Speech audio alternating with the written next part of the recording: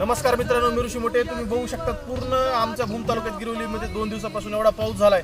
400 millimetre पाऊस झालाय 2 दिवसामध्ये. अख्खं सोयाबीन पाण्यामध्ये गेलं, एक सुद्धा पीक राहिलं नाही. उडदाची तर मातीच झाली. खाली ऊस बघा तुम्ही, सगळा पाण्यात गेला. टोकरे इतकाला ऊसाला सगळा ऊसाचा फडची फड लोळून गेलाय. सोयाबीनची ही हाल झाली मित्रांनो. अख्खं सोयाबीन पाण्यामध्ये सगळं सोडून जाणार 2 दिवसामध्ये. पुढच्या वर्षी बियाला सुद्धा सोयाबीन राहणार नाही. इतकं नुकसान होऊन सुद्धा तहसीलदारांनी यायचं काम केलं नाही 2 दिवसापासून. प्रशासनातर्फे कुणी सुद्धा आलं नाही.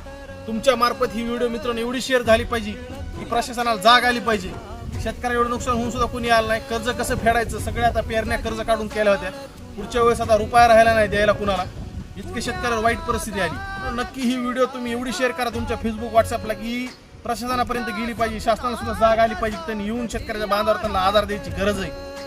कसं शेतकऱ्यांना कर्ज फेडायचं, लग्न करायचे, काय करायचं, कसं जागवायचं